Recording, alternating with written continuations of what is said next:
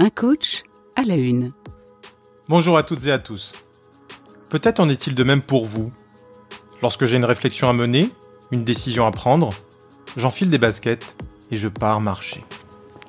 En ville, je flâne dans les rues que je parcours au hasard, tranquillement. Chemin faisant, la dynamique de ma marche m'aide à trouver la solution adaptée ou à faire le bon choix. Simplement parce que je me mets en mouvement, simplement parce que je respire au rythme de mes pas, simplement parce que, dans ces moments-là, ô combien précieux, je clarifie ma pensée. Marcher pour se recentrer, 8 chemins vers soi, tel est le titre du livre écrit par deux coachs, Christine Buès et Paul Devaux. Médecin libéral, biologiste, ex-directrice de société de laboratoire d'analyse médicale, Christine est devenue conférencière et coach. Son chemin de vie professionnel est étonnant et la réflexion qu'elle a menée avec son co-auteur m'a donné envie de l'interviewer. Et si le coaching était plus efficace lorsque le corps est en mouvement ? Prêtez l'oreille et mettez vos chaussures de marche, ce deuxième épisode d'Un coach à la une vous embarque dans une balade stimulante et riche de sens. Je vous souhaite une bonne écoute. Un coach à la une. Bonjour Christine. Bonjour David. Merci d'avoir accepté de participer à cette interview. Merci à toi. Tu as sorti avec Paul Devaux « Marcher pour se recentrer, 8 chemins vers soi ». Mais avant de parler de ce livre, je te propose que tu nous expliques par quel chemin tu es venu au coaching. En 2015, j'étais dans un épuisement professionnel, médecin libéral, et j'ai tourné une page professionnelle et aussi une page personnelle. Et donc je suis partie marcher avec mon sac à dos pour aller me recentrer et me retrouver.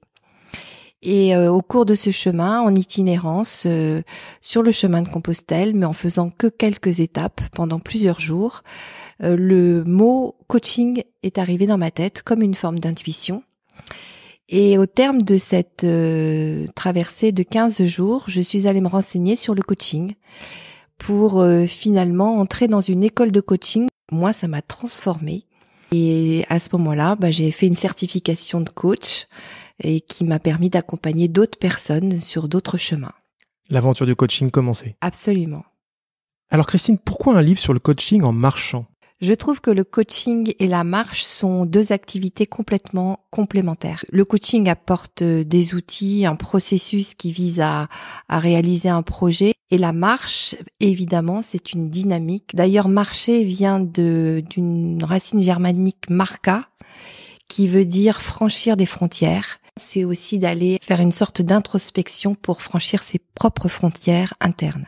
Est-ce qu'il t'arrive de coacher en marchant ? J'essaie le plus souvent possible de coacher en marchant. J'ai deux manières, ou en présentiel, évidemment. Et puis, j'ai développé une autre pratique qui est à distance et en marchant. C'est une forme de coaching très particulier qui dure 1 heure en général. Il y a beaucoup d'écoute en fait. C'est l'écoute de son corps, l'écoute de la nature qui est en face de soi, le miroir qu'elle offre et le miroir que moi je peux apporter aussi en l'écoutant. J'entends aussi qu'il y a une dimension éminemment corporelle. Pourquoi c'est important de marcher ? Nous sommes des marcheurs.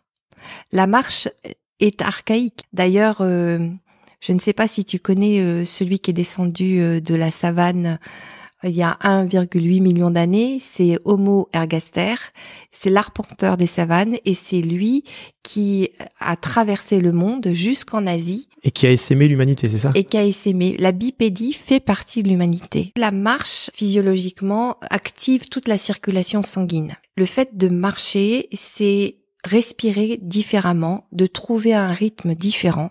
Il y a une amplification de la respiration, du souffle, un meilleur apport d'oxygène. Donc j'entends une sorte de cercle vertueux. Le fait de marcher, ça active des choses positives pour le corps. Très positives. Malheureusement, nous sommes extrêmement sédentaires. Nous restons assis entre 8 et 9 heures par jour. L'OMS préconise 10 000 pas par jour. Et il y a une dimension de verticalité. Pour moi, ça a été, après mon épuisement professionnel, physiquement, je passe de coucher à vertical. Et je reprends de la hauteur par rapport à mon vécu, etc. Exactement. De la distance par rapport à ce que je quitte, de la prise de recul aussi, tout en avançant. Alors, avec ton co-auteur Paul Devaux, vous proposez 8 cheminements vers soi. Y a-t-il un message caché dans la symbolique du chiffre 8 ? Le 8, quand tu le renverses, ça fait l'infini. Et en même temps, ça correspond, ce chiffre 8, à des thématiques très récurrentes que l'on rencontre quand on accompagne des clients. Les 8 thématiques, c'est sa liberté, sa vérité intérieure, réenchanter sa joie, trouver une certaine justesse et un certain équilibre dans sa vie, s'aimer, trouver la paix, se revitaliser et enfin amplifier une croyance positive. Alors, je te propose de prendre un cheminement, le 3e par exemple, parce que personnellement j'aime bien le chiffre 3. Qu'est-ce que je peux découvrir de moi si je suis le 3e chemin qui est proposé dans ce livre ? Le 3e chemin, c'est le chemin de la pureté. Il y a plusieurs types de marches. La marche sous la pluie.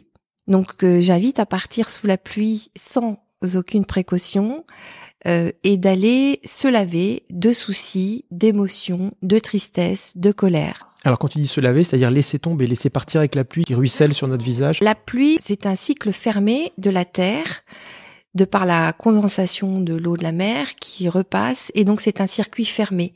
Et à travers ce circuit fermé, une forme de douche mentale, physique, comme quand on va prendre une douche, on ressort plus frais. Donc il y a cette notion d'hygiène mentale. Il y a aussi la marche du sac vide qui consiste à aller enterrer des croyances bien pénibles ou des injonctions que tu sois parfait ou tu fais plaisir et de décider à ce moment-là, par de la métaphore un peu forte, d'aller enterrer et de prendre quelque chose qui correspond à plus de vérité pour soi. Donc on est dans une dimension éminemment symbolique. Il y a de la symbolique, oui. Sur le bas de la couverture, il est possible de lire coaching et développement personnel. Alors, je ne sais pas si c'est le choix de l'éditeur ou le vôtre, mais comment tu justifies, expliques cette association de choses quand même très différentes pour moi ? C'est du développement de soi. Le coaching, c'est un processus qui vise à développer un projet, à obtenir un certain résultat. C'est un processus qui est cadré, fait par des gens certifiés. Là, quand on part marcher, l'activation de la réflexion, elle est automatique. Nos pensées sont toujours là. Nous sommes toujours en train de réfléchir de manière incessante. Le livre n'est qu'un support pour pouvoir réfléchir sur des questions particulières qui pourraient se poser. Donc, de l'auto-coaching, c'est comme ça que nous le présentons. Disons que le livre est juste un support de réflexion à travers des protocoles que nous avons testés et écrits et qui sont peut-être une première étape dans du développement personnel ou dans une quête personnelle de soi. Alors, du coup, il y a une question qui me vient spontanément, c'est quels sont les garde-fous ? Parce qu'évidemment, en l'absence d'un coach, puisqu'il n'est pas présent, vous avez écrit un livre, la personne le lit, elle est seule face à elle-même. Il n'y a pas de feedback. Donc, comment il est possible de cadrer justement pour éviter toute difficulté que cette personne pourrait ressentir si quelque chose la confronte un peu trop ? Le livre comporte 24 types de marches différentes, accompagnés de 24 exercices complémentaires et surtout 24 bonus qui sont des réflexions pour élargir la prise de conscience ou apporter des miroirs différents. Effectivement, il n'y a pas de feedback verbaux.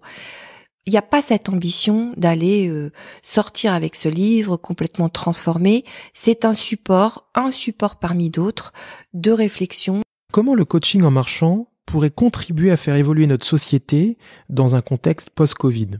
La dureté de ce confinement et la brutalité par laquelle on est passé, il y a eu deux types de populations. Il y a eu la population qui a été confinée, cloîtrée, qui était en télétravail, où il y a eu une confrontation vie pro, vie perso dans un même lieu qui n'était pas fait pour ça. Et puis il y a eu une partie de la population, je pense aux caissiers et aux soignants, qui étaient dans une autre partie de vie très active, très stressante, au service des autres. Ça a laissé des traces pour beaucoup de monde, une invitation à réfléchir sur sa vie. Donc ce coaching en marchant, à travers ce livre qui propose quelques outils de réflexion comme support, qui contribue à une première démarche, à une première approche, pour pouvoir aller se trouver et se relier à soi, aux autres et au monde.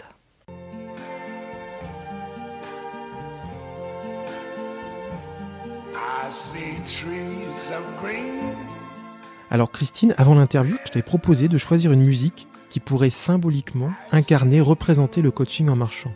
Tu as choisi What a Wonderful World de Louis Armstrong, sorti en 1967. Pourquoi ce choix ? Pourquoi ce choix ? Parce qu'il a écrit cette chanson au moment de la guerre du Vietnam et ce problème de ségrégation. Mais bien sûr, au-delà, Louis Armstrong, dans cette chanson, il nous invite à repartir dans la nature, à observer la beauté de cette nature. On peut avoir 2 regards sur la nature. Soit on regarde la nature de l'extérieur, comme si on était dans un décor de cinéma que l'on traverse. Soit on regarde la nature de l'intérieur et à ce moment-là, le miroir que l'on porte est beaucoup plus juste puisqu'on est un élément parmi d'autres. Et cette chanson, cette voix chaude est une belle réconciliation avec d'autres humains et de regarder l'unicité de chacun et à travers son unicité, sa beauté.